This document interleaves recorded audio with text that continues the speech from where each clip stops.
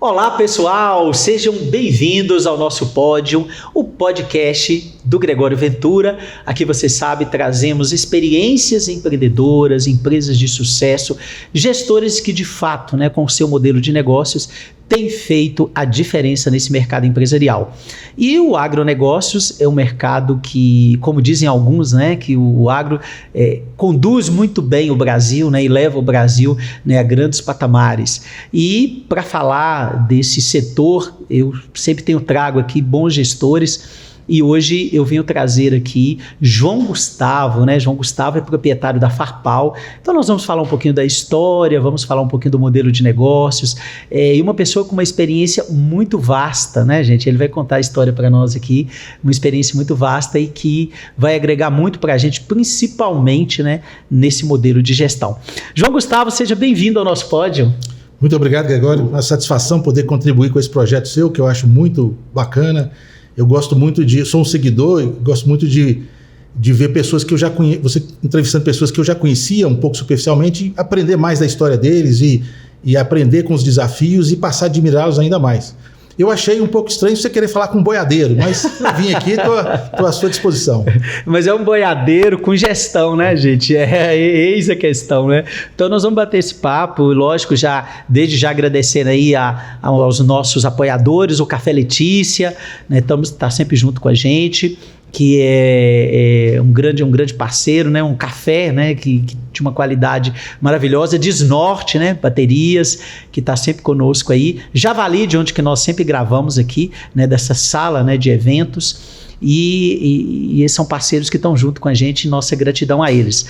João Gustavo, eu sempre digo, você, como você nos segue no pódio, eu sempre gosto de começar com a história, que eu falo que por trás de todo empreendedor, de toda empresa tem uma história. Então eu queria que você nos contasse um pouco sobre você, quem é o João Gustavo, a sua caminhada, a sua jornada e também a jornada da Farpal, para a gente poder logo de cara conhecer essa história maravilhosa que você tem construído.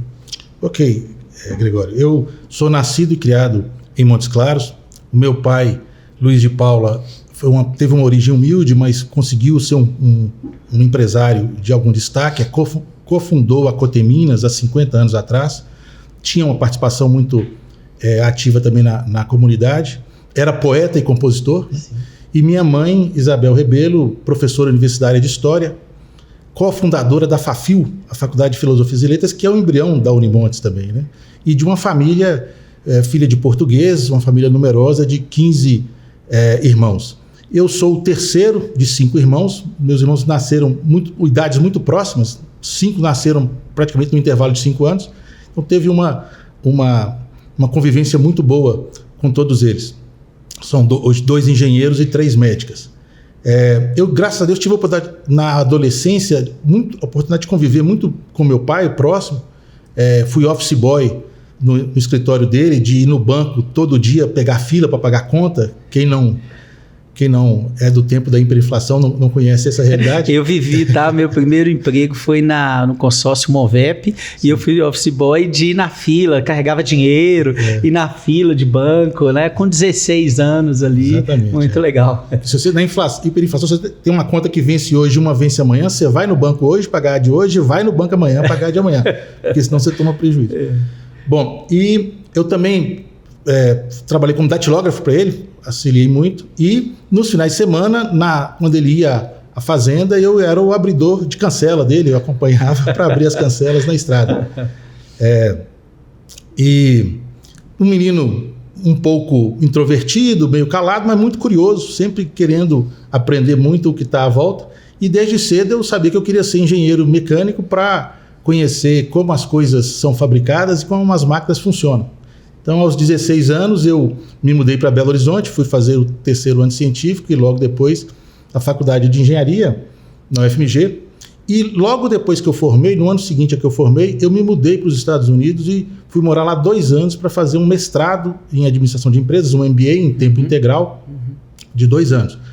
Entre o 1º e o 2º ano, nas férias de verão de 3 meses, eu consegui um estágio na General Motors do Brasil. Então voltei para o Brasil e fiz esse estágio na controladoria em São Caetano do Sul. E retornando para lá, finalizei o mestrado e ao final eu tive a felicidade de ter recebido 3 propostas de 3 empresas americanas que tinham operações no Brasil. Uma foi a própria General Motors, onde eu tinha feito o estágio. Uma da Procter & Gamble, uma fabricante de fraldas. E produtos de higiene. Sim. E uma outra de uma grande empresa de consultoria de gestão chamada Booz Allen. Hoje ela não existe mais com esse nome, ela foi comprada, ela é do grupo PwC, do PricewaterhouseCoopers. E eu optei pela consultoria, me mudei para São Paulo e trabalhei lá por 2 anos.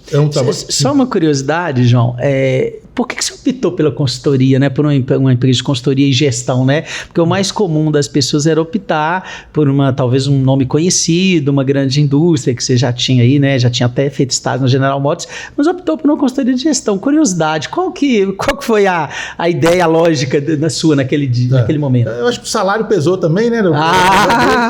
Mas era o caminho mais desafiador, eu acho. Que era de uma intensidade de aprendizado muito grande. A equipe lá é muito boa e você trabalhava em projetos com equipes formadas para cada projeto, então você convivia com vários profissionais. Então era bastante desafiador. E eles tinham uma política lá de up or out.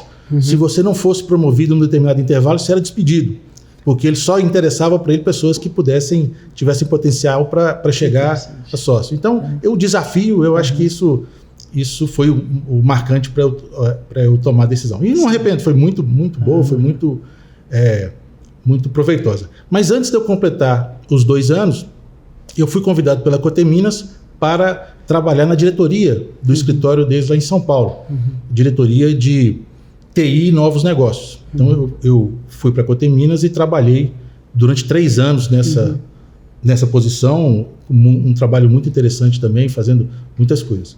Mas aí, em 1997, o meu pai completou 80 anos e me ligou dizendo que estava querendo se aposentar, acho que já merecia uma aposentadoria.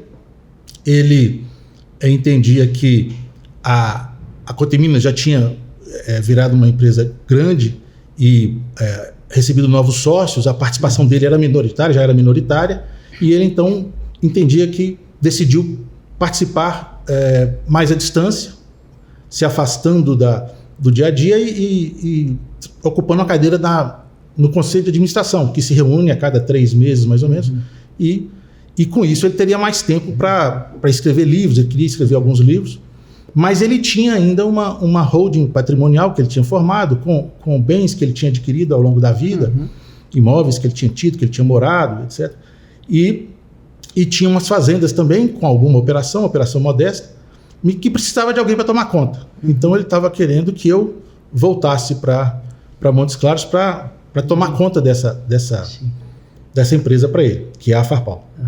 E eu, lá em São Paulo, o trabalho estava indo bem, mas de vez em quando eu pensava em uma mudança, né? Eu tinha na época uma dor de cabeça que piorava quando eu tinha um déficit de sono, dormia pouco ou atrasava refeições, pulava refeições, né? E não conseguia manter uma rotina mais intensa de atividade física, e por mais que a gente tentasse no dia a dia, muita viagem, muita reunião, era difícil manter essa porque rotina. É muito exigente, né? O trabalho de consultoria, de projetos, ainda mais por ser uma empresa do tamanho que você atuava, a responsabilidade, a exigência era muito grande, né? Isso. Então, tá vendo, gente? Consultoria dá trabalho, viu? E também eu pensava em constituir uma família, né? E para mim, eu acho aquele ambiente de cidade grande, eu acho que não era, pelo menos por preferência minha, eu acho que teria desafios ali. Então, eu sabia que eu ia ter mudanças drásticas na minha rotina, né? Eu ia sair de uma empresa com uma estrutura de departamento financeiro, comercial, tributário, jurídico, né, para uma empresa pequena que não tem estrutura nenhuma, a gente tem que fazer tudo, né? Como dizem, você bate o escanteio e tem que correr para cabecear a bola para o gol, né? Isso. E também tinha outras coisas que eu mudar. Em vez de trabalhar sentado no ar-condicionado no escritório, eu ia passar dias num curral com muito calor e poeira, né? Sentindo o cheirinho das fezes das vacas. Aprendi a gostar. também trocar muitas viagens de avião por viagens de estrada de terra, né? Mas isso não era tanto problema, isso a gente acha que é compensado facilmente por assistir um pôr do sol todo dia, ver um pôr do sol bonito, né? Um cheiro de terra molhada, essas coisas que a gente tem um pouco de paixão pelo campo. Então, eu decidi aceitar, e também não podia negar um pedido do meu pai, e mudei. Então, com 30 anos de idade, isso foi em 98, eu me mudei para Montes Claros e para assumir essa empresa do meu pai, que é a Farpal. Então foi assim que eu cheguei na empresa. Me conta uma coisa antes de você aprofundar na Farpal. Essa experiência sua, você falou que foi 3 anos lá na empresa de gestão? Foram 2 anos na consultoria e 3 na Coteminas. 5 anos total. O que isso te ajudou, especificamente uma empresa americana? Você fez MBA, né? Quer dizer, realmente estudou, né? Estudar lá nos Estados Unidos te dá uma experiência muito boa. Eu tive a oportunidade de fazer um curso de empreendedorismo na Babson College, né? Que é uma empresa de negócios, de empreendedorismo. Não sei se você já ouviu falar, muito conhecida, né? Por formação de empreendedorismo. E certamente você veio, né, com uma mentalidade diferente, né? Deve ter te ajudado muito a ampliar a sua visão de gestão. E eu queria que você falasse um pouquinho o que isso te ajudou na sua gestão, na sua visão sobre negócios, tanto a parte do MBA como a parte da consultoria e também da Coteminas, né? A gente trazer um pouco disso somente para o empreendedor que está nos ouvindo, né? Assim, e lógico que tem empreendedores que estudaram, outros não, né? E claro, cada um com a sua experiência, né? Mas eu acho que essa experiência sua é muito rica, pelo fato de você ter passado numa empresa americana, numa empresa de consultoria, você deve ter passado por N segmentos, né? Eu sou consultor também, já N segmentos na minha carreira. A gente acaba entendendo e pegando um pouco de cada coisa. Então, por isso que eu queria que você trouxesse para a gente o que isso foi importante para você, que aprendizados, o que você de fato, né, percebeu com toda essa sua experiência que você pode trazer para a gente. Ok. Antes eu queria só abrir um parêntese para concluir. O meu pai conseguiu, com essa vinda minha, o meu pai conseguiu escrever os livros dele, escrever 3 livros, e passou mais tempo com a família e viveu até os 100 anos de idade.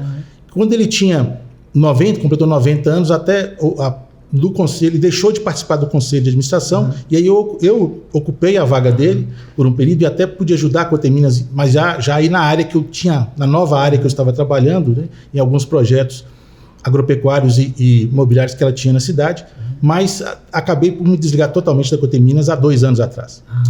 Mas o que isso ajudou? Ajudou muito, porque foi uma mudança. Eu não tinha experiência nem prática. O meu pai não era um fazendeiro assim, tradicional e produtivo. Eu não tive essa experiência como várias pessoas e vários amigos e primos meus tiveram.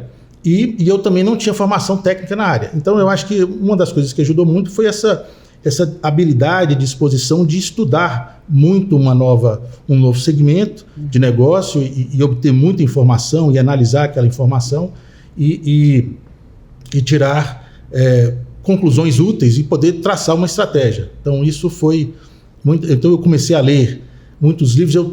Eu gostava muito de seguir 2 princípios, que era o primeiro, que não há substituto para o conhecimento. Se você desconhece alguns aspectos fundamentais do negócio, não há o que você possa fazer que vai compensar aquela ignorância. E segundo, que profissionalismo é você conhecer profundamente todos os aspectos do seu negócio.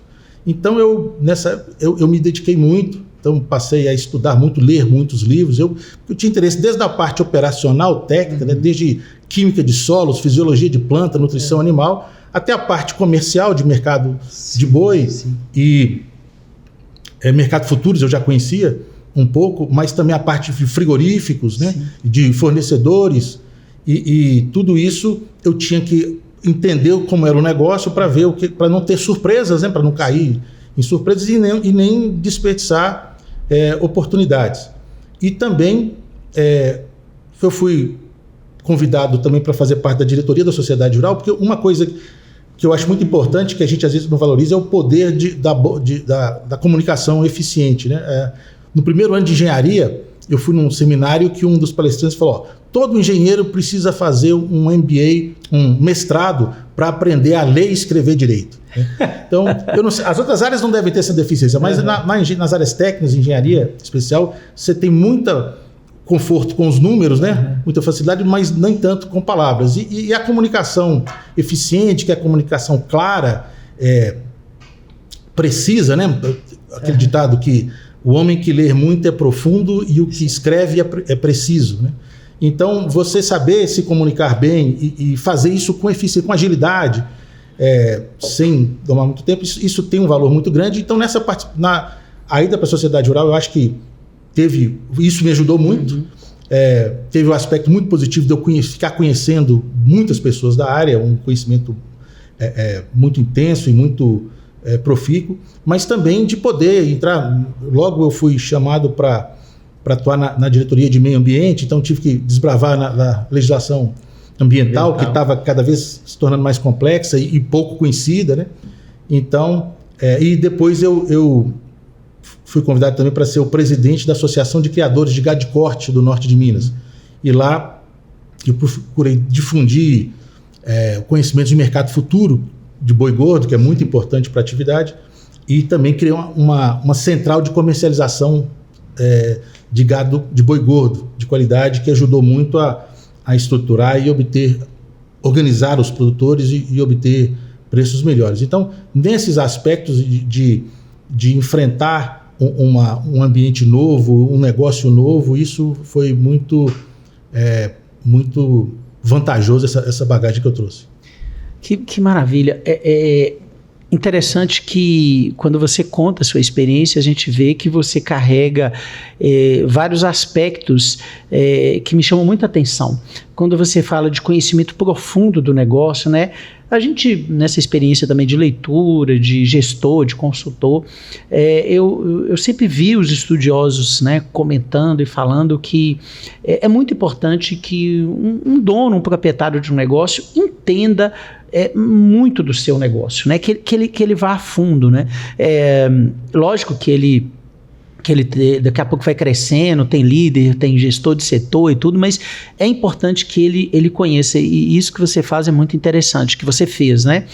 Agora vamos entrar na segunda parte, que é a sua parte agora do curral, né? Vamos falar da Farpal, você contar um pouquinho como é que foram os desafios que você encontrou na Farpal, como é que a Farpal foi crescendo, chegou aonde que ela chegou, né, com esse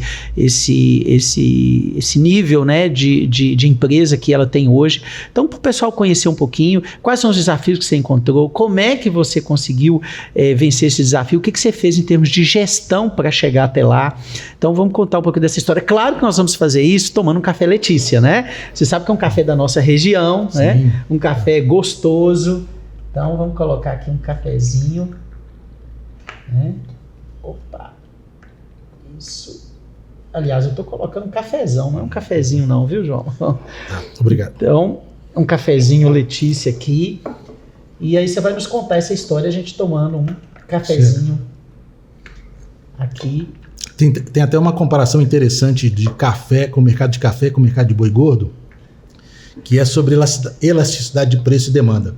É um termo de economia, mas ele diz basicamente o seguinte: o preço do boi oscila muito menos do que o preço do café, embora ambos sejam commodities. Por quê? Porque quando o preço do boi sobe, as pessoas deixam muito de consumir a carne, porque tem várias alternativas, vários produtos alternativos, carne de boi, carne de porco, de frango. Ovos também. E então o preço não sobe tanto. E quando ele cai muito, as pessoas migram, fazem um upgrade da proteína animal, comem mais carne de boi ao invés de frango e porco, carnes mais baratas. Mas então isso faz com que o preço não oscile tanto. Mas no café não. O café nos últimos 2 anos teve um crescimento muito grande, né? Mas ninguém deixou de tomar menos café por causa disso, né? Exatamente. E principalmente se fosse Letícia. Porque você tem menos substitutos, né? O chá já é bem diferente do café, e também o impacto no orçamento seu doméstico não é tão grande, né? Basicamente, você come o consumo per capita de café é de 5 quilos por ano no brasileiro, de carne de boi é de 40, né? Sim. Então, por ano, uma pessoa gasta R$300, R$200 por ano com café, R$300 por ano com café e R$2.000 com boi. Então, o impacto no orçamento é muito maior, né? E todo mundo gosta do famoso churrasquinho. E uma coisa interessante, que nós estamos tomando café e nós não colocamos o açúcar. Tem gente que gosta com açúcar, claro, mas a gente sempre diz o seguinte, quando o café é bom, a gente pode tomar sem açúcar porque o sabor é maravilhoso, né? Então a gente não se preocupa com isso, né? Então por isso que a gente está tomando aqui sem açúcar. Tem gente que gosta com açúcar, mas eu indico vocês, né, a sempre tomar o café com açúcar. Se você tomar, né, e o sabor for bom, você pode saber que aquele café é bom, por isso que a gente está tomando Letícia aqui dessa forma. João, mas me conte aí então da Farpal, vamos poder entender, né, como é que desafio que você encontrou quando você chegou lá e como é que você fez para poder vencer esses desafios e chegar até onde você chegou hoje. Ok. Era uma empresa, uma holding patrimonial, que depois do meu pai, eu participei disso, fez a sucessão para a segunda geração, mas ele tinha 2 negócios. Ele tinha era um banco de imóveis, de lotes, de terrenos imobiliários, que ele foi adquirindo ao longo da vida, até por questões circunstanciais, uma casa que ele morou, uma casa que ele comprou para a mãe dele, uma chácara que a minha mãe herdou do pai dela, então coisas assim, circunstanciais, um vizinho de uma fazenda que oferecia, então, e era uma coisa pequena. Então, na parte imobiliária, não tem muito de saber, já é um modelo de negócio padronizado. Você aguarda, você tem um banco de imóveis, você aguarda o momento de pico de valorização de cada um e desenvolve aquele imóvel conforme a sua vocação. Então, que a gente construiu um prédio de salas e lojas, um outro a gente vendeu para um supermercado, um outro a gente fez um loteamento e vendeu lotes. Então, é uma coisa já bem padronizada. Na parte agropecuária, ele não era uma fazendas grandes, mas ela já tinha uma escala suficiente para uma boa viabilidade econômica. Eram terras férteis, todas as margens do rio Verde Grande, e separados em 2 núcleos, um núcleo na cidade de Jaíba, um núcleo aqui em Montes Claros, uma distância de 250 quilômetros, e ele fazia cria, que são vacas produzindo bezerros na Jaíba, e fazia recria e engorda de machos aqui em Montes Claros. Então, mas com desempenhos muito bons, um gado comercial de uma qualidade não apurada, processos muito simples, economia, uma coisa que meu pai sabia, gastava pouco, e aí não era tanto problema. Mas então eu comecei, à medida que eu fui conhecendo o negócio, a gente foi, o setor de uma forma geral, né, a gente foi ajustando esse sistema de produção. Então a primeira coisa que ficou claro para a gente é que a pecuária de corte, no Brasil em geral e no norte de Minas em particular, pode sim ser uma atividade lucrativa. Tem desafios, mas se bem feita, podia ser lucrativa. E por vários motivos. Primeiro, a questão do café que eu falei. Se você pegar carne de boi é uma commodity, mas se você pegar as principais commodities agrícolas, se você pegar um gráfico de 50 anos de trigo, de milho, de soja ou de trigo, você vê que o preço tem uma tendência definida de queda de preço. O preço sempre cai com o tempo por aumento de produtividade e ganhos de eficiência. Mas no boi não. O boi você tem uma tendência mais homogênea ao longo do tempo, mas uniforme por uma série de fatores. O primeiro é essa elasticidade de preço e demanda. O segundo é porque é um processo de um ciclo longo, né? São 3 anos entre o acasalamento da vaca e do boi até você vender o boi gordo, a novilha, produto desse acasalamento.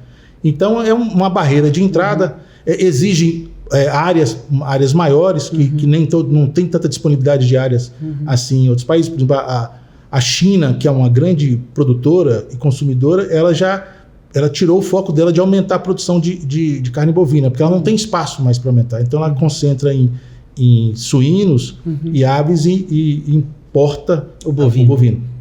Então a gente achava que agora, o grande desafio, tem uma consultoria muito famosa em Integra do Paraná, o Antônio Schacker, que faz um trabalho muito bem feito de benchmarking de fazendas, já há 12 anos, calculando de forma padronizada esses indicadores, e ele, alguns dados são muito interessantes. Um é que 41% das fazendas de pecuária do Brasil tem prejuízo. 41%. 41%.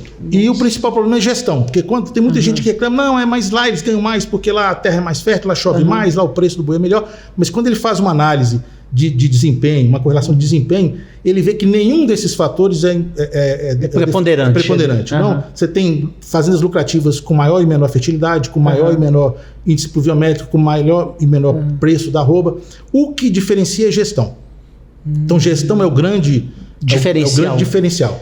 E o que de gestão? Quando você fala em gestão, o que é, para quem está nos ouvindo entender, quais são os aspectos que você, como gestor, o que o empresário deste ramo tem que focar? Onde é que é o ponto central ali? Por exemplo, uma das coisas que me falam muito, né?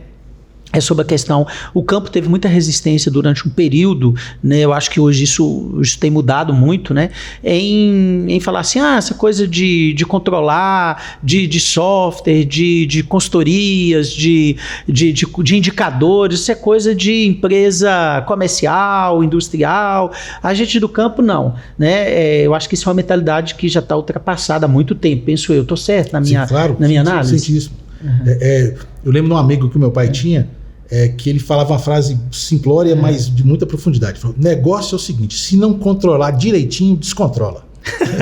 Boa. Então, a primeira coisa que é importante na gestão, na pecuária, é planejamento. Porque você tem um ciclo de 3 anos, né? É um ciclo que você gasta dinheiro muito tempo para receber, depois demora muito a apuração do negócio, você toma decisões e só vai ter o resultado se aquelas decisões foram acertadas ou não daí a 3 anos, né? E você tem um mercado que ele tem um ciclo de preço. Os preços pecuários eles têm um ciclo pré-definido, que depende de uma série de coisas, mas é um ciclo relativamente previsível, duração média de 5 a 8 anos, que depende de uma série de coisas. Mas então, se você tem um ciclo de produção longo e você tem um ciclo de preço, uma variação de preço, a quase todo momento, quando o preço vigente, no momento que você inicia a produção de um lote, ele é diferente do preço que vai estar vigente quando você for vender aquele lote. Então, e você tem uma certa previsibilidade disso. Se você está com o farol alto lá 3 anos na frente. Então, isso faz com que o planejamento seja fundamental. Você tem um planejamento de 3 anos para frente e tem um acompanhamento. Agora, e planejamento, aquela frase também que eu gosto muito, que planos são inúteis, mas planejamento é fundamental, né? Sim. Planejamento não é fazer um plano, fazer um orçamento e deixar ele fechado. Você tem que ter uma ferramenta que consiga avaliar se tudo está indo de acordo com aquele planejamento e tomar decisões. Gerenciar é você ajustar o plano inicial e a rota ao longo do tempo. E hoje você faz muito bem isso, né, João? Por exemplo, você usa isso na Farpal, você é uma pessoa de planejamento, de planilhas, de acompanhamento. Você podia nos citar algumas ferramentas que você usa lá que te ajudam nisso, nesse controle? Porque assim, eu tenho discutido muito, eu trabalho, um dos aspectos do meu trabalho é planejamento estratégico com as empresas. E qual que é a dificuldade que eu sentia no início? Eu sou consultor desde 2008, né? Fui gestor, e as dificuldades que eu sentia quando eu comecei de uma maneira mais profunda com as empresas, eram as empresas entenderem o planejamento. Às vezes elas entendiam que eu vou fazer um planejamento, missão, visão, valores, objetivos estratégicos, plano de ação e tal, era bonitinho, e passava 3, 4, 5, 6 meses, aquilo estava se perdendo, né? Hoje isso melhorou muito, as empresas têm tomado uma consciência, mas ainda existem empreendedores que são muito resistentes a isso, vão viver no dia a dia, a operação, né? A operação vai consumindo tanto e ele não consegue ter essa visão que você está trazendo aí. E uma das coisas também é a falta de ferramentas, né? E eu queria que você trouxesse, porque é uma experiência de agronegócios, né? E que a gente pensa assim, poxa, será que o agronegócio está avançado nisso? Tem alguma ferramenta, tem indicador, as pessoas fazem planejamento, a Farpal faz, né, gente? É isso que o João está nos dizendo aqui, até por toda a sua experiência. Então eu queria que você nos contasse um pouquinho disso. Tá. A primeira coisa que tem uma certa resistência é que fazenda é um negócio de poeira a céu aberto, né? Lama, chuva, etc. Tem as suas dificuldades e as pessoas acham que não dá para medir muitas coisas, mas em fazenda quase tudo pode ser medido. Então você mede desde o ganho de peso do animal, com pesagens mensais, se ele tiver em confinamento, ou trimestrais, se ele tiver a pasto, você vê o consumo diário de nutrientes, de suplementação mineral, você mede o volume de pasto que está no piquete, você mede o consumo seu de água, de produção dos poços tubulares que estão sendo extraídos. Então, tudo na fazenda você consegue medir.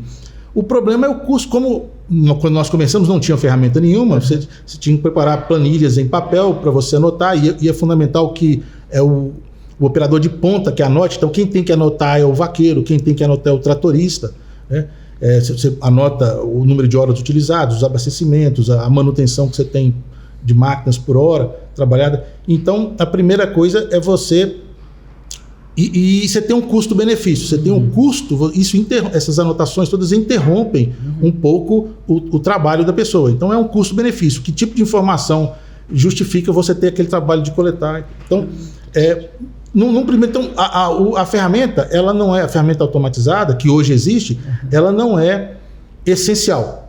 Mas você pode, no início nós fizemos tudo, planilhas em papel, depois digitação em planilhas, em Excel, né? E depois consolidação daquilo num orçamento, porque para o orçamento você precisa para você orçar, quanto é que você vai gastar com com herbicidas, quanto é que você vai gastar com funcionários, quanto é que você vai gastar com óleo diesel e tudo. Você tem que ter um histórico de consumos, de múltiplos, e poder projetar para aquilo e todo mês você ir ajustando. Então, o que nós usamos, implantamos já há 20 anos, são planilhas de papel para coletas. O gerente, então, digitaliza aquilo e faz uma primeira análise, começa a pegar médias de consumo por lote de mensal, fechamentos mensais de dados, né? E aí vem para nós. Então, todo dia 10, faz parte da bonificação dos meus gerentes, tanto de contabilidade quanto nas fazendas, me entregar esses relatórios até o dia 10 do mês. Então, aí a gente junta os dois, a parte operacional com a parte contábil, financeira, e aí a gente analisa aquele mês e o acumulado do ano, quanto que está, se está dentro da meta, quanto que fugiu da meta. E está dentro do orçamento. Dentro do orçamento. Mas você usa hoje, lógico, com o passar do tempo, tem algum software que te ajuda hoje? Sim, hoje a gente está experimentando alguns softwares. Primeiro, na parte de escrituração zootécnica, que é pegar todos o manejo do gado, né? Desde a inseminação, o peso de nascimento, os pesos periódicos, as vacinações que ele teve, todos os manejos sanitários que ele teve, etc. Isso, os partos, a idade do parto e tal. Isso hoje a gente faz há muito tempo, é fundamental. No início, a gente fazia também com coleta de papéis, nos quais, mas viu que isso não funciona. Você sempre tinha uma margem de erro de 2% a 3% em cada manejo. Você fala, no manejo que vem eu vou acertar isso. Você nunca acerta. Então, você só tem... ou você tem o notebook no curral, ou você acha que faz escrituração zootécnica e não faz. Então, você tem que ter... E no nosso caso também, a identificação digital eletrônica também é fundamental, porque você tem erros de leitura de vaqueiros, e na parte da tarde você vai cansando e tudo, então uma pessoa tem o barulho do bezerro berrando e tal. Então, lá quando então, todos os animais têm um brinco eletrônico, a balança eletrônica é ligada ao brete. Então, quando você imobiliza um animal no brete de contenção, você tem já 3 informações sem a menor chance de erro e automático. Você tem a data e a hora, você tem o número do animal e o peso do animal. Então, aquilo são informações importantes que são automáticas. Então, isso ajudou a muito. Isso são coisas que funcionam, existem softwares. Então, a parte de escrituração zootécnica, identificação individual e eletrônica de animal, isso é uma coisa hoje que é bastante usada. A parte de movimentação de bovinos entre pastos e tudo, existem hoje alguns softwares de celular que a gente põe com o vaqueiro que usa, mas eles ainda não trazem todas as informações que a gente quer. Então, a gente aproveita algumas coisas dele, mas ele não substitui tudo que a gente gostaria. E esse negócio de informática, é muito difícil achar uma ferramenta pronta. Ela tem a vantagem do custo de ser mais econômica, da implantação mais rápida, mas é muito difícil você ter uma que atenda a todas as suas necessidades. Então, na verdade, você vai adaptando ali e buscando adequar ela à sua realidade. Me fala uma coisa que a gente não falou aqui, me fala o tamanho da propriedade, do seu rebanho, né? Quando a gente fala, para a gente ter uma ideia da dimensão disso. Tá. Isso a gente foi crescendo com o tempo. Uma das coisas, eu falei que a gente foi adaptando o modelo produtivo em função das coisas que a gente aprendia. Então, uma coisa que também ficou muito clara é que em pecuária, em atividades agropecuárias de uma forma geral, você tem que trabalhar muito a favor do vento, a favor das tendências naturais da natureza. Né? Tem uma frase que eu gosto muito, que para ganhar dinheiro em pecuária, você tem que ter muito jeito e pouca força. Então você tem que aprender a natureza do negócio e ajudar a natureza a te ajudar, ao invés de querer ir contra transformar na natureza. Né? Então uma das coisas que a gente viu que mais trabalha com isso é o melhoramento genético animal. Porque se você perguntar quantos funcionários tem, falo, de gente a gente tem 25, mas se for contar as vacas, você passa de 1000. Né? Porque as vacas têm que trabalhar para você. Né? Então a genética ela traz um rebanho mais produtivo, de melhor fertilidade, de melhor ganho de peso, mais docilidade no manejo, né? Temperamento dócil e peso, precocidade tanto na reprodução quanto no abate. Então nós investimos fortemente. Então a primeira mudança que a gente fez foi entrar num programa de melhoramento genético, usando tecnologias de estatística bem sofisticadas, com muitas medições. Então, e a gente consegue ter individualmente a avaliação de todos os animais, tanto das matrizes, dos touros e dos produtos também. E com isso, a gente faz parte de um programa que você tendo isso de forma certificada, a gente entrou numa associação que com esse propósito, que chama Companhia de Melhoramento, você tem o direito pelo Ministério da Agricultura de comercializar 20% superior da sua produção como reprodutores. Né? Então, como touros, como sêmen, como matrizes. Então, essa foi a primeira. A gente adicionou. Bom, e a genética tem uma grande vantagem, que ela não regride. Né? Se você está suplementando seu animal, você começa com bezerro, começa a crescer, aí vem um período de seca e tudo, aquele animal perde peso, você regrediu no tudo que você gastou com ele. A genética não. A genética, nos anos bons, ela desempenha bem, nos anos ruins, ela de estresse climático ou de alimentação, ele desempenha menos do que o potencial, mas normalmente mais do que quem não tem genética, mas a genética não regride. No ano seguinte, volta o ano bom, ela continua com desempenho. E porque a genética, ela segura, a carga genética não muda. Não muda, sim. Se você passa fome, etc. Então, é uma forma de ajudar. Então, e com isso, a gente entrou num outro segmento. A gente estava só no segmento de commodity, de boi para venda para o frigorífico, né? Boi gordo, vaca gorda. E entramos no segmento de genética. De comercialização. Isso foi quando? Isso, nós começamos esse programa de melhoramento em 2003. Então, já há 20 e poucos anos.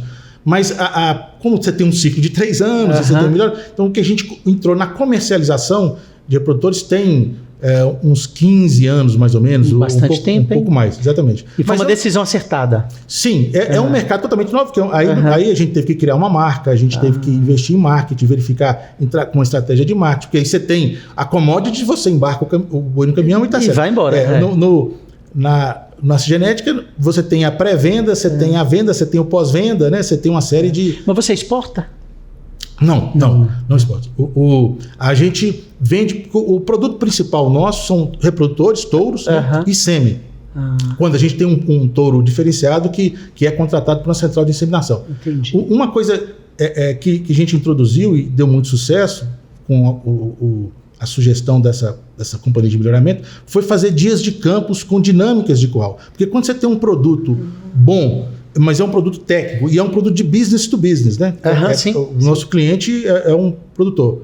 A pecuária, inclusive, é a única atividade comercial no Brasil que é permitida você explorar na pessoa física. Todas as demais não. Então, a gente está vendendo para a pessoa física, mas é um business, né? Só me fala uma coisa. Você está falando aí dessa estratégia, né, que você entrou e que a coisa foi dando certo e tudo. Eu tenho um amigo e cliente também há muito tempo, que eu acho que você conhece, é cliente deles, que é a Tecnutri, né, nutrição animal, grande parceria aí com o João Nilton e Sônia, que para mim a nutrição animal fantástica pelo trabalho que eles fazem, tudo. Ele fala sempre dessa questão da produtividade, e ele também é produtor, né, dessa produtividade. E o que você está me trazendo aqui, porque existem 2 caminhos, você está me trazendo a produtividade, né, mas você está me falando também de um nicho de qualidade que nesse nicho de qualidade, quando você fala assim da genética, do touro, do sêmen, né, tem também o fator produtividade ou é menos e você ganha naquilo que você está entregando de maior excelência? Como é que fica a produtividade e a excelência aqui? Só para a gente entender esse composto, porque eu sempre digo isso para o empresário, você concorre por produtividade, você concorre por nicho, é pelos dois, né? Como a gente tem um conceito aí que alguns falam da estratégia do Oceano Azul, né? Que é essa questão de unir produtividade com nicho, com qualidade. Como é que é isso para a gente entender do ponto de vista da estratégia? Ok. Primeiro, o João Newton é um grande amigo, um grande consultor. Um dos benefícios de você conhecer profundamente a atividade é você saber escolher bem os consultores. Você consegue ver aquele consultor que tem uma solidez teórica daquele que é mais comercial e tudo. Então, isso ajuda muito. Hoje existem excelentes consultores, muitos consultores acessíveis, mas você saber escolher os certos precisa desse conhecimento. Sim. Bom, no nosso caso, existem dois modelos de desenvolvimento genético, basicamente. Existem fazendas especializadas em genética, que produz apenas, que praticamente 100%, 80% da produção é para genética, e nesse modelo que nós adotamos de melhoramento genético, que chama SAPE, o Certificado Especial de Identificação e Produção, você foca basicamente em produtividade. Então você pega todo o seu rebanho e você mede o desempenho dele o tempo todo. E aí, ao final do processo de avaliação, que dura 2 anos, você seleciona, você ranqueia e aqueles 20 superiores você passa, você comercializa como reprodutores. Então eu não mudo. O manejo que eu dou para o animal que vai ser um reprodutor, do animal que vai para o frigorífico, é o mesmo. Tá? É o desempenho individual de cada um que vai definir. Então, na produção daquele animal, não tem diferença nenhuma. Na comercialização é que vem a diferença. Né? E aí, então, o desafio aí é o desafio mais comercial. Hoje, a gente tem mais ou menos a venda de genética 1/3 do faturamento, de 20% a 1/3 do faturamento, e é quase metade do lucro. Então você tem mais valor agregado, mas você tem que ter uma estrutura um pouco melhor. Então, eu estava comentando uma coisa que nós trouxemos, acho que foi dos primeiros aqui da região, é fazer essa dinâmica, esse dia de campo anual, com frequente, com uma dinâmica de curral. Então a gente monta uma arquibancada, convida os produtores, clientes, técnicos, e aí a gente traz vários lotes de animais de diferentes categorias, né? E traz o maior especialista no assunto, o técnico, que é o nosso consultor, e ele vai explicando como é feito o sistema. Então ele fala que, olha, isso aqui é como o bezerro, como no caso de precocidade. Isso aqui nós conseguimos que essas novilhas aqui, aos 18 meses, emprenhassem. Aí você fala, puxa vida, tudo bem, mas na hora que elas vão desmamar, o bezerrinho vai ser muito fraquinho. Vão ver as que emprenharam o ano passado. Então sai aquela, entra, ele vai uma viagem no tempo, ele traz a que desmamou o ano passado. Tá vendo? Os bezerros não são tão diferentes assim, né? Ah, mas essa aí não vai reconceber depois que desmamar esse bezerro. Vamos trazer da geração. Então, é uma viagem no tempo que vai explicando, vendo os animais, porque é importante. Tem muita lorota no meio, né? Sim. Igual pecuarista, um pouco pescador, né? Que gosta de contar vantagem. Mas ali o cara vê a novilha ali, vê a história. Você vê o animal vivo e... Chama dias de campo. São dias e são frequentes? É uma estratégia? A gente faz anual. Tá. Alguns dias, na pandemia, a gente tentou um virtual, teve um ano que não falhou, mas normalmente a gente faz anual. Nós já fizemos 7, me parece. E o mais importante, você tem microfone na arquibancada, e não é para um grupo tão grande assim, no máximo umas 100 pessoas, porque aí você tem um bate-bola. Porque se o cara entra com a dúvida dele e sai com a dúvida dele, não adiantou nada. Né? Ele tem que ir lá, a gente estimula ele a confrontar, a colocar, a questionar, ter a resposta. Então, com o tempo, é um bate-bola muito interessante entre a plateia, a audiência e o técnico, com o animal na frente, né? E não é um animal nem 2, são lotes consideráveis para ver que a gente faz aquilo em escala. Então, com isso, a marca foi crescendo, desenvolvendo. Então, hoje, aí, depois de uns quase 20 anos de comercialização, a gente está com mais de 1.400 touros comercializados. 1.400 comercializados. Comercializados já, mais de 240 mil doses de sêmen vendidas. Então, centenas de fêmeas.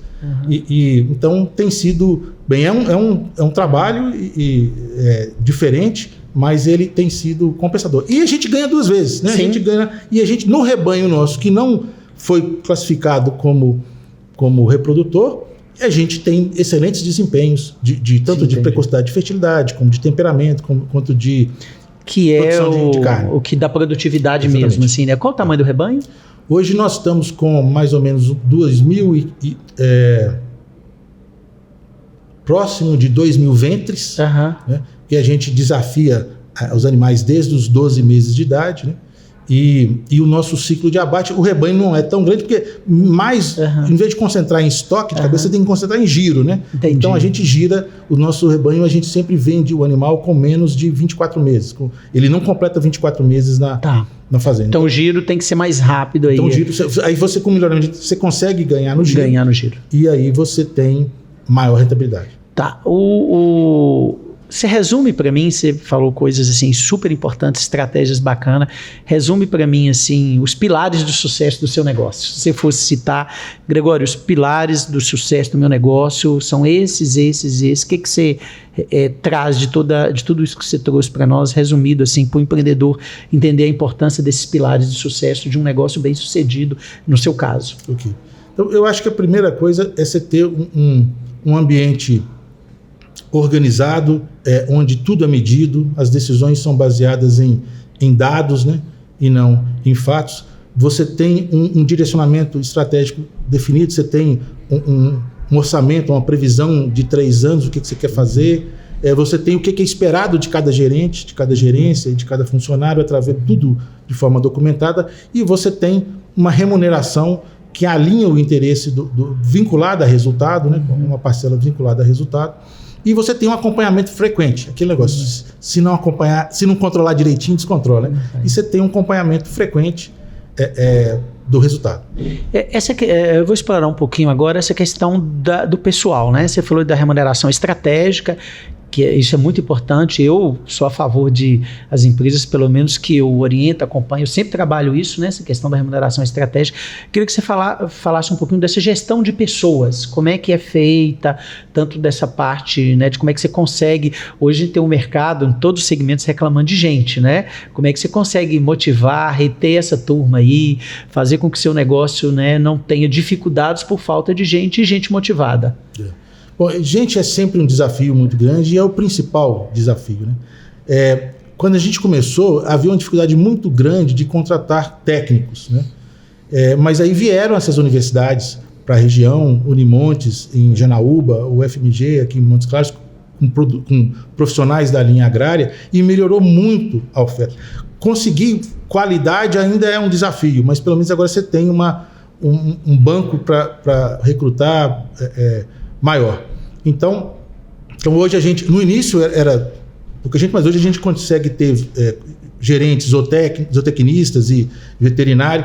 Então a gente faz um treinamento, primeiro uma coisa que eu trouxe da consultoria, avaliações individuais anuais com os funcionários. Então você não chama, às vezes eu procuro não chamar a atenção, a menos que seja uma coisa muito grave, né, a todo momento, mas eu vou anotando ao longo do ano o que precisa melhorar, e naquela variação de anual. Então, qualquer aumento salarial depende do resultado daquela avaliação, e você tem sempre uma parte variável do salário, que é em função de metas, e a gente faz um ciclo de 1 ano, embora o ciclo todo seja de 3 anos, o ciclo nosso de financeiro, de contabilidade é de 1 ano, e a gente avalia tudo em cima de 1 ano. Então, treinamentos, a gente sempre investe bastante em treinamentos, mesmo que vá... E aí o profissional fica sendo mais experiente, você acaba sendo atraído para a concorrência, né? Mas a gente segue aquele negócio. É melhor você ter um profissional bom que você tem que defender ele contra o assédio da concorrência do que ter um profissional ruim dentro de casa. Então, a gente continua investindo sempre em treinamentos frequentes, anuais, e essas avaliações anuais, né? Remuneração bonificada, e tentando criar um melhor ambiente possível. A agropecuária, de uma forma geral, está tendo uma evasão de mão de obra, cada vez menos as gerações seguintes não querem permanecer, e você tem também outras indústrias que competem pela mão de obra, né? Então, é sempre um desafio, então a gente tem que ter, para proporcionar uma qualidade, uma boa casa, internet boa e um tratamento muito bom, né? Normalmente o funcionário, eles pede demissão por causa da mulher, ou é por causa da mulher ou por causa do chefe, né? Sim, sim. Então, a gente tem que tomar esses cuidados, mas a gente não vê muita saída. A tecnologia, você falou da tecnologia também, ela vai vir para substituir muita mão de obra no campo, principalmente na pecuária, por uma absoluta necessidade. Então, alguns exemplos já estão bem presentes. Nos Estados Unidos, ele é quase todo... Porque, por exemplo, uma coisa importante no manejo do gado, nos vaqueiros, é você ter esse brete de contenção. E você está imobilizando aí um animal de 500 quilos, né, 400 quilos. Então, você precisa de força. Você precisa ter mais ou menos um operador na entrada, um operador na saída, né? E um operador na balança ou no computador. Então, tem que ser pessoas, tem esforço físico, tinha que ter um forte e tal. Hoje, praticamente todos os Estados Unidos, quem opera o brete é a vovó. Ou então o filho mais novo. Por quê? Porque você instala um brete pneumático, você tem um controle, parecido com esses controles de vídeo, onde você abre e fecha as portas para o controle. Então você economizou aí 2 funcionários e ele não precisa mais ser uma pessoa forte, tudo pode ser uma mulher, pode ser um jovem, etc. Então, no Brasil, cada vez mais a gente vê a adoção disso. Da tecnologia. Dessas tecnologias que substituem. Outras que começam a entrar agora são vaqueiros, drones, que o drone ele tem uma base fixa, ele decola pré-programado, sobrevoa, ele conta o rebanho, ele até pesa o rebanho com câmera de vídeo, ele verifica se tem algum doente com temperatura, com febre, etc. E se está tudo bem, ele volta e pousa na base dele, fecha e vai ser recarregado para o dia seguinte. Se tem algum problema, ele dispara e-mails ou dispara WhatsApps avisando tem tal problema em tal local. Então isso cada vez mais a gente vai ver. A pulverização de drone é outra coisa que já avançou rapidamente no Brasil.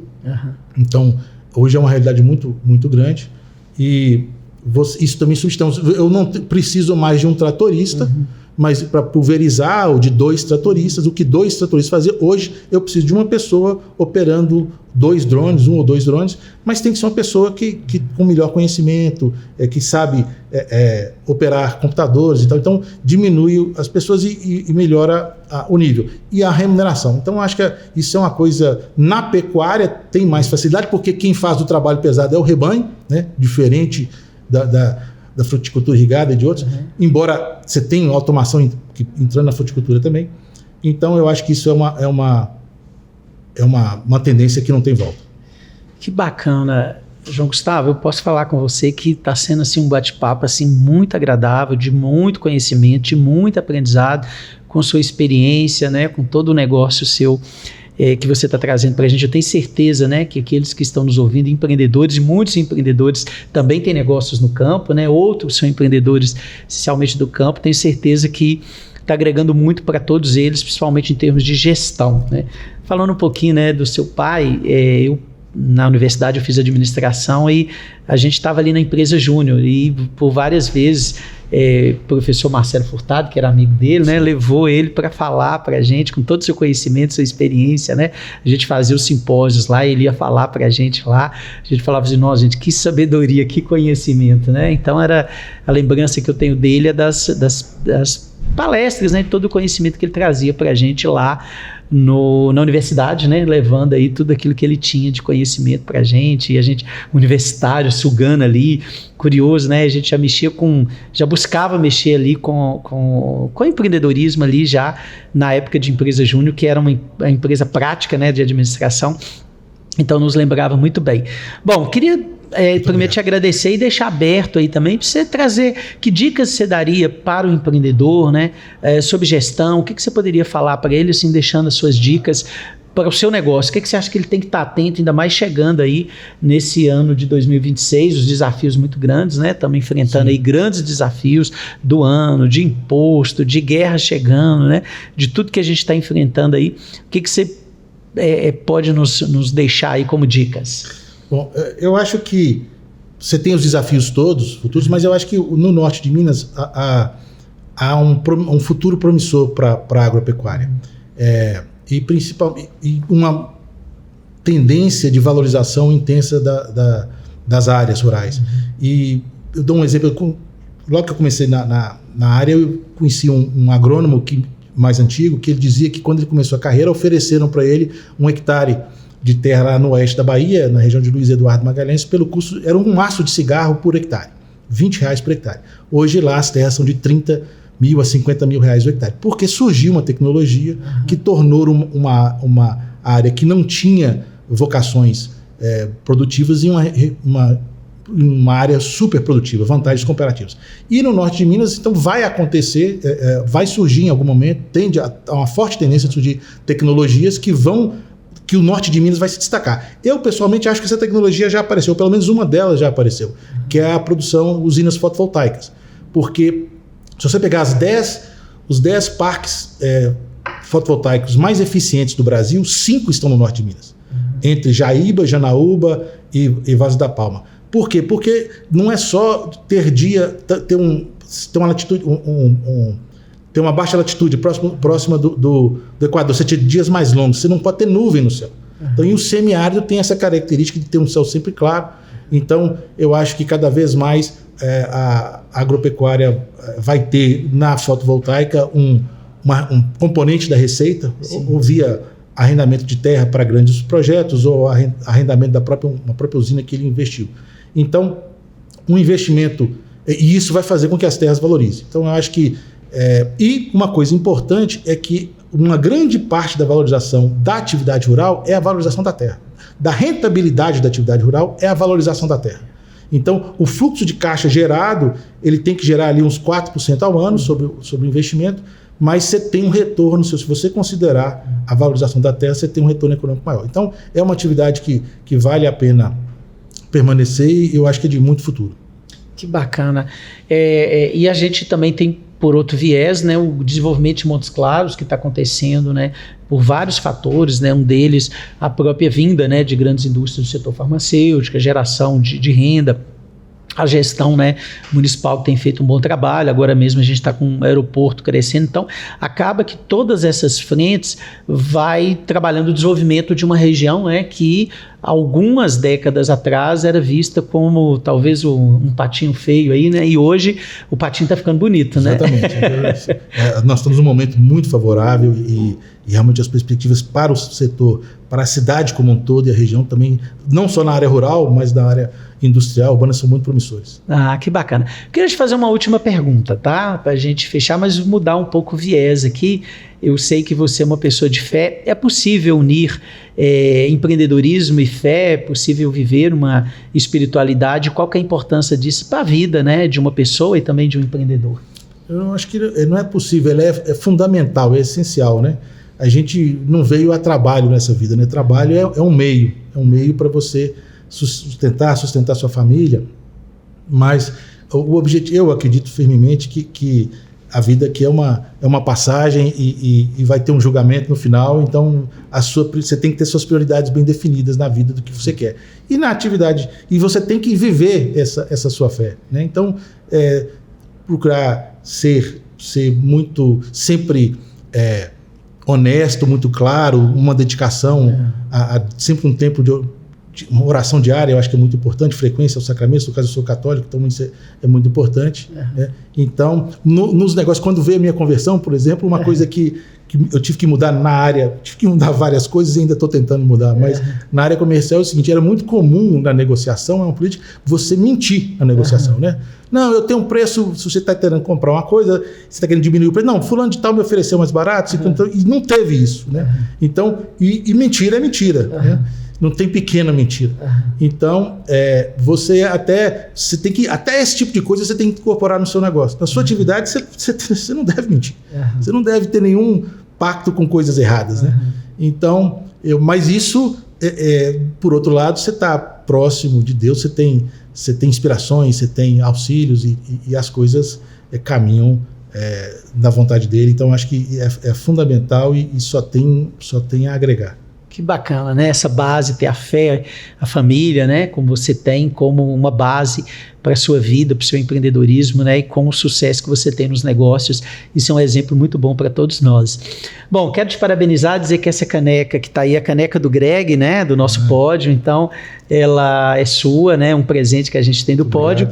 E também trazer esse troféu, que é uma lembrança que você participou conosco aí do pódio, né? Você é uma pessoa do pódio, a Farpal, e te agradecer, e fica esse troféuzinho aí como lembrança também, e deixar aí as suas últimas palavras aí no nosso pódio. Eu agradeço muito a oportunidade de poder contribuir com esse projeto seu, que eu acho muito importante, e desejar a todos que ouçam, que usufruam mais desse projeto, assistam, que é muito interessante, muito edificante.